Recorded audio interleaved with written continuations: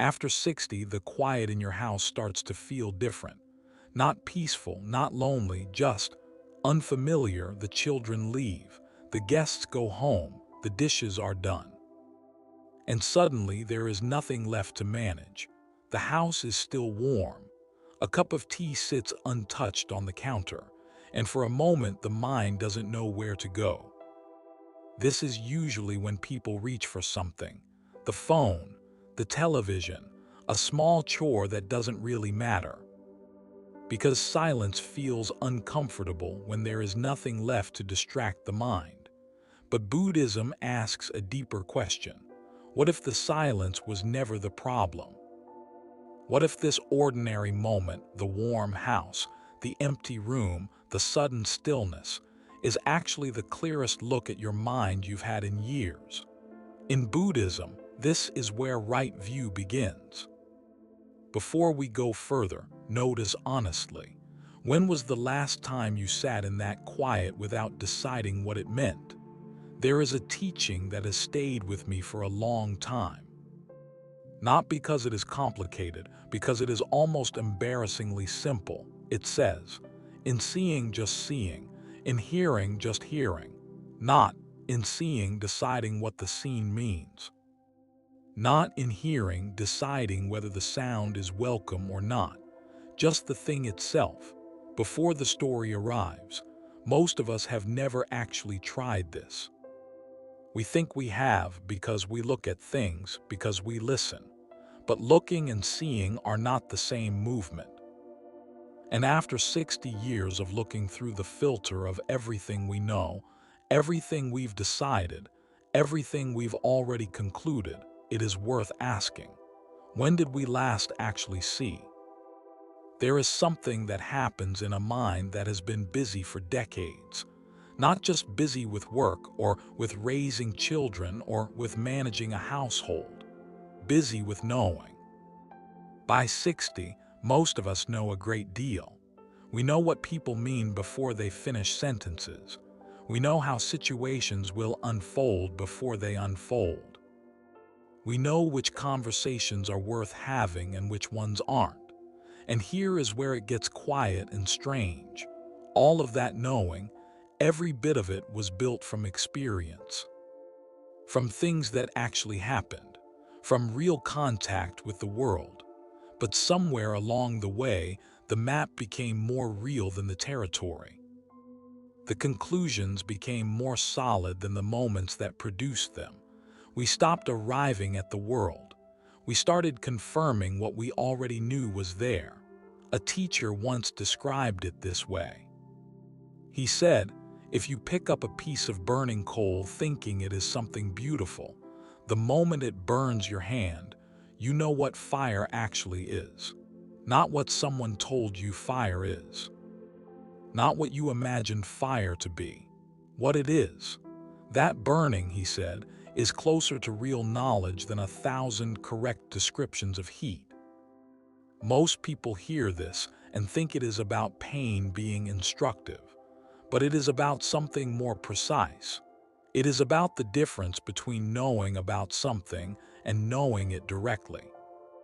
Between carrying a correct description and having actually seen. The Venerable Veen Min taught this with unusual clarity. He said that right view, what Buddhism calls samaditthi, is not correct knowledge. Many people have correct knowledge and still do not have right view.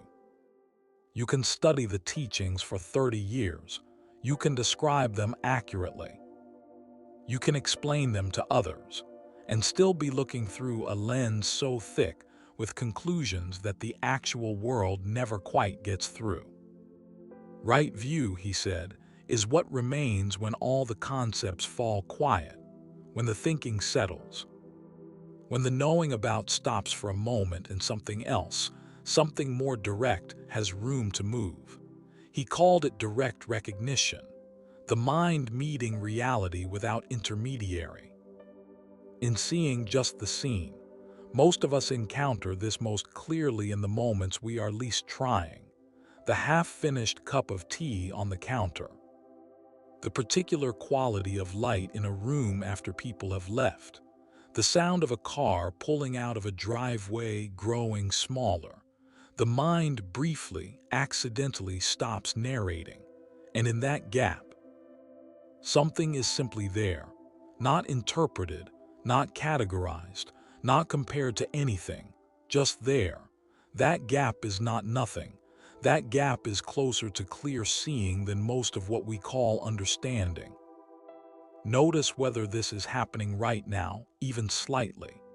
The words arriving, the mind receiving them, and somewhere beneath the receiving, something that is simply aware. Not the awareness that judges whether this is useful. The awareness that was already here before that question arrived.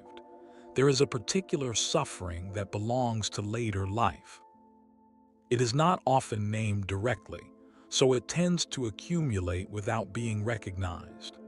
It is the suffering of a mind that has seen so much that it no longer expects to be surprised. The grandchildren come and the mind thinks, I know what this is. The argument happens and the mind thinks, I know how this goes. The diagnosis arrives and the mind thinks, I knew something like this was coming. And the mind is often right. The pattern recognition is real. The experience is real. But there is a cost. When everything confirms what we already know, we stop actually arriving anywhere. We stop being genuinely present to what is happening because we are already somewhere else, in the conclusion, in the category, in the file we have already made. The teaching calls this sorrow. Not the dramatic kind, the quiet kind, the kind that feels like tiredness but is actually something more like distance, distance from the moment that is actually here. The good news, if that is the right word, is that the moment is still here, always still here, waiting without impatience for the mind to stop narrating long enough to touch it.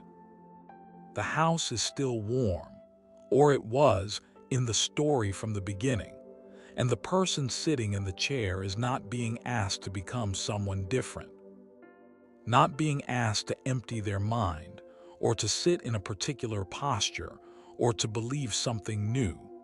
Only this, to sit with the quiet that is already there without deciding what to do with it. To let the half-finished tea be cold without making that mean anything.